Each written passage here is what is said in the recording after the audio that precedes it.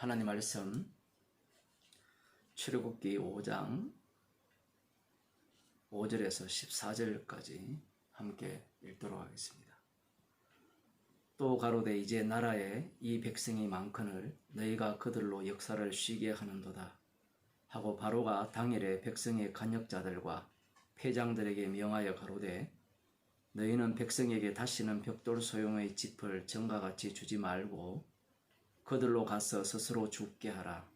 또 그들의 전에 만든 벽돌 수요대로 그들로 만들게 하고 감하지 말라. 그들이 게으름으로 소리질러 이르기를 우리가 가서 우리 하나님께 희생을 드리자 하나니 그 사람들의 고역을 무겁게 함으로 수고롭게 하여 그들로 거짓말을 듣지 않게 하라. 간역자들과 패장들이 나가서 백성에게 일러 가로되 바로의 말씀에 내가 너희에게 짚을 주지 아니하리니 너희는 짚을 얻을 곳으로 가서 추우라. 너희 일은 조금도 감하지 아니하리라 하셨느니라. 백성이 애굽 온 땅에 흩어져 곡초 그루터기를 거두어다가 짚을 대신하니 간역자들이 그들을 독촉하여 가로되 너희는 짚이 있을 때와 같이 당일 일을 당일에 마치라 하며 바로의 간역자들이 자기들의 세운 바 이스라엘 자손의 패장들을 때리며 가로되 너희가 어찌하여 어제와 오늘에 만드는 벽돌의 수요를 전과같이 채우지 아니하였느냐 하니라. 아멘. 하나님께서 모세와 아론을 보내셔서 이스라엘 자손들을 이렇게 구원하러 오셨습니다. 하나님께서 이스라엘 가운데 자손들 가운데 지금 함께하고 있는 상황이죠. 하나님께서 자신들을 구출하기 위해서 오셨다면 그 다음 상황은 어떻게 진행되느냐라고 할 때는 오늘 본문에 나오듯이 이러한 괴로움이 더 심해지는 상황이 일어나지 않아야 된다라고 생각하는 겁니다. 그것이 우리 첫째 아담 안에 있는 자들의 생각입니다. 하나님이 함께 하시고 하나님이 우리를 구원하러 오셨고 우리를 구원하셨다면 우리의 삶 자체가 고달프거나 더 괴롭거나 더 힘든 상황이 되어진다는 것은 하나님이 함께 하시지 않는다는 증거가 아니냐 그렇게 생각을 하는 거죠. 이스라엘 자손들은 모세와 아론이 여호와 하나님께서 보내셔서 찾아왔을 때 그들이 아주 기쁘게 여호와께 경배하면서 환영을 해요. 그 4장 31절에 보면 백성이 믿으며 여호와께서 이스라엘 자손을 돌아보시고 그 고난을 감찰하셨다함을 듣고 머리 숙여 경배하였더라. 아론이 여호와 하나님께서 모세에게 말씀하신 모든 말씀을 전했고 뿐만 아니라 이적을 행했습니다. 이 말씀과 이적은 이스라엘 자손들, 장로들에게 백성들에게는 기쁜 소식이었던 거죠. 드디어 자신들의 조상의 하나님, 여호와 하나님이죠. 그 여호와 하나님께서 오셔서 자신들의 그 괴로움과 수고를 감찰하시고 이 고통 속에서 고난 속에서 우리를 구원해 줄 것이라는 그러한 기대감이 가득 찼다라는 겁니다. 그러함에도 불구하고 문제는 이 모세와 아론이 바로 왕에게 갔다 오는 순간 그들의 기대는 왕창 무너졌다라는 거죠. 모세가 이스라엘 자손들이 조상의 하나님의 이름이 무엇이냐고 물을 것이라고 했을 때 그 여호와 이름을 알려주시는 이유가 이스라엘 백성들이 원하는 그 하나님이 어떠한 하나님이냐라고 할 때는 자신들의 괴로움을 돌아보시는 하나님. 이들은 애굽에서 오랫동안 살았기 때문에 앞서도 제가 여러 번 말씀드린 바와 같이 애굽 신과 같은 하나님을 요구하고 있었다는 사실입니다. 그래서 그들은 이 괴로움을 당할 때 하나님이 함께 하시지 않는다라고 생각한 거예요. 결국 그들이 원한 것은 어떤 하나님이냐라고 할 때는 우상 하나님입니다. 자기들에게 괴로움을 주시지 않고 힘든 일을 당하게 하지 않고 행복을 가져다주는 그런 하나님을 이들은 고대하고 있었다는 사실입니다. 사사기 17장을 보면 우리들이 잘 아는 아주 유명한 사건이 등장하죠. 거기에 그 에브라임 산지에 사는 그 미가라는 사람이 등장합니다. 미가 집안이 등장하는데 이 사람들이 살아가는 모습이 정말 재밌는 모습입니다. 이 미가 집안이 살아가는 모습을 보면 오늘날 교회 다니는 사람들이 살아가는 것과 똑같다라는 그런 생각이 들어요. 여기에 보면 그 이들이 집안에 부어 만든 신상, 새겨 만든 신상을 만들어 놓고 동시에 드라빔도 만들고 또한 자기 집에 에봇도 만들어요. 뿐만 아니라 그 에봇을 입을 제사장을 이 에브라임 산지에 사는 이 사람들은 에브라임 지파라고 볼 수 있는데 에브라임 지파라면 이 장자권을 부여받은 자들이잖아요.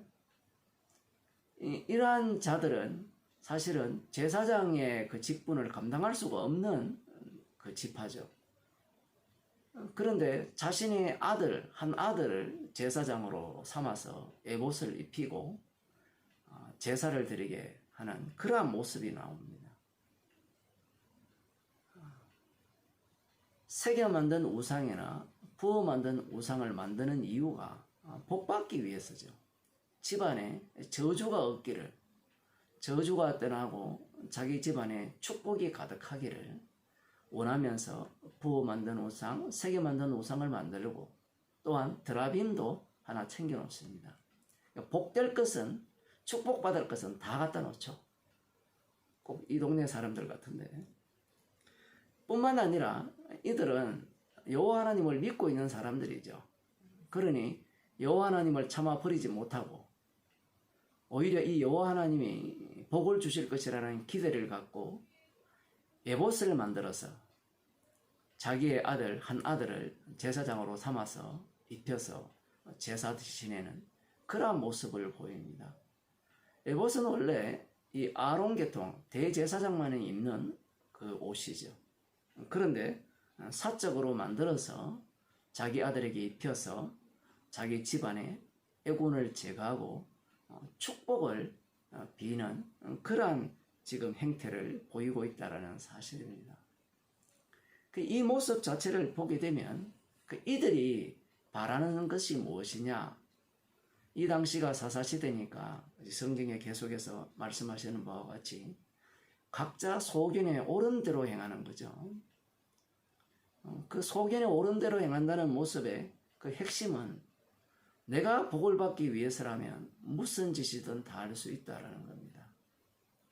달리 말하면 하나님의 백성이라면 복을 받아야 되지 저주를 받으면 안 된다는 사실이죠. 사실은 이 사사시대에 하나님께서 남겨둔 그 가나안 땅 사람들, 이방 사람들을 통하여서 하나님을 잘 경외하는지 경외하지 않는지를 시험하기 위해서 남겨두셨죠. 그렇다면 그들이 이 이방인들로부터 괴롭힘 당하고 어려움 당한다는 이 자체가 하나님께서 함께 하신다는 증거거든요. 그러나 그들은 그 괴로움을 당한다는 것은 하나님이 함께 하시는 증거가 아니라고 생각하는 겁니다. 하나님께서 함께 하신다면 우리 집안에 애군이 다 사라지고 축복이 가득가득 쏟아져서 가정이 행복한 그러한 어떤 것들을 이루어지실 때 진짜 하나님이 함께 하신다라고 생각하는 겁니다. 이들이 여호와 하나님을 믿는 방식이 이런 모습입니다. 나중에 또 어떤 일이 발생하느냐라고 하면 이 베들레헴 쪽에 있는 레위 사람이 있어요. 레위 소년이 있는데 원래 각 지역별로 배당이 되어 있거든요. 레위 지파들도. 자기가 사는 곳을 떠나죠. 뭐 먹고 살 길이 없으니까. 먹고 살 길이 없었다는 것은 11조가 제대로 나오지 않았다라는 거거든요. 그래서 뭐 자기가 먹고 살 길을 찾아 헤매다가 이 미가 집 쪽에 도착한 모양입니다. 그래서 이 미가가 당신 어디에서 왔느냐 물으니까 나 베들레헴 쪽에서 왔는데 나 레이지파 사람이다 라고 하니까 그러면 내가 연봉을 줄 테니까 우리 집에 와서 제사장 노릇하라는 겁니다. 미가가 이 레이 사람을 만났을 때 신이 났어요.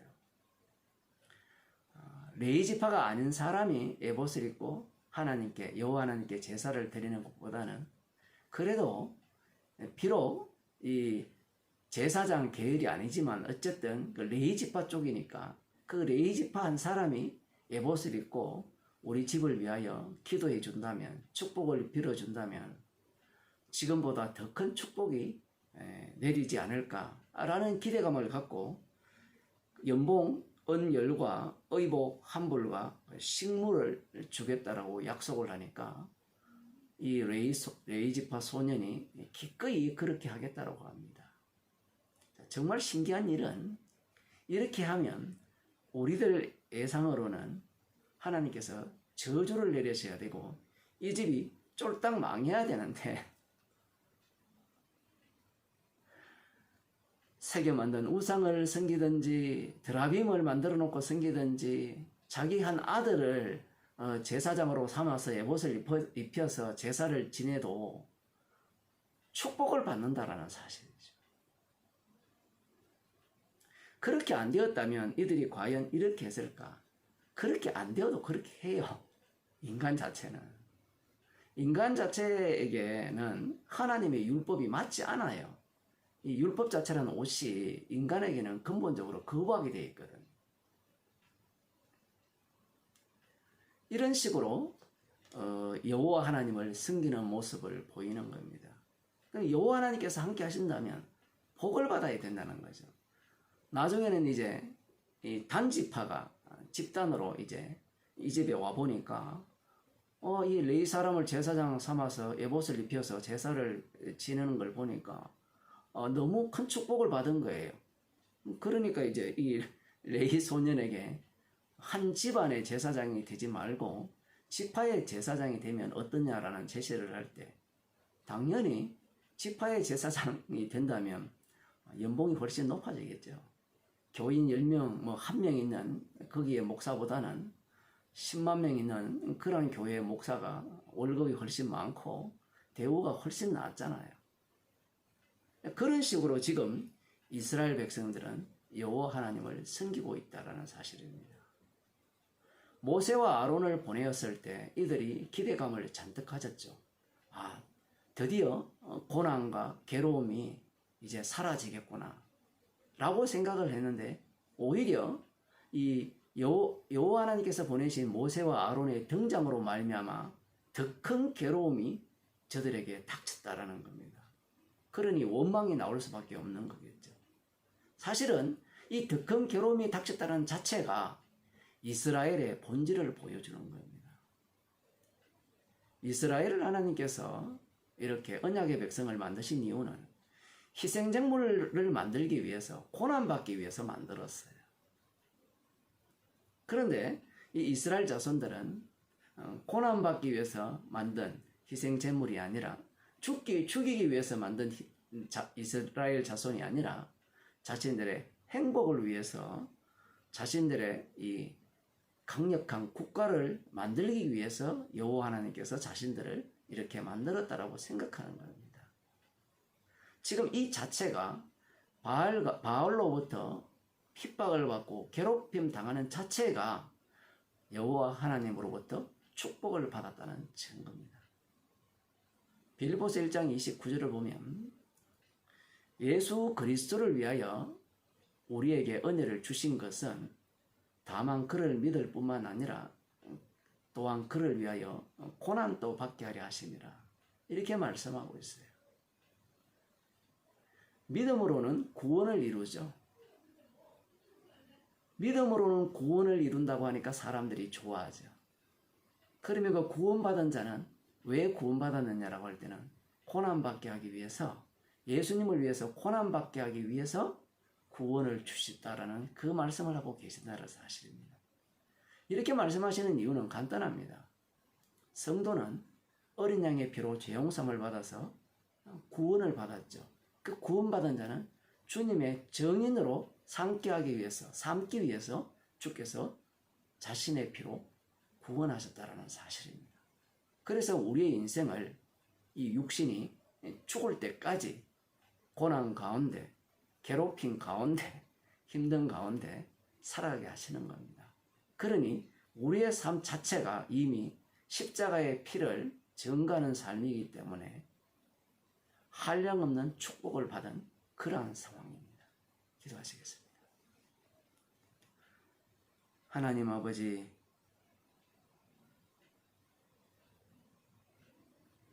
우리가 당하는 이 상황 자체가 십자가의 피만을 증거하기 위해서 저희들에게 한량없는 축복을 주신 그러한 상황이고 상태임을 말씀을 통하여 알려주심을 감사드립니다. 나의 행복과 나의 구원을 위한 주님의 희생이 아니라 주님의 희생만을 자랑케 하기 위한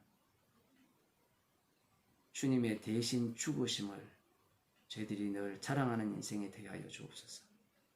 예수님 이름으로 기도드리옵나이다. 아멘.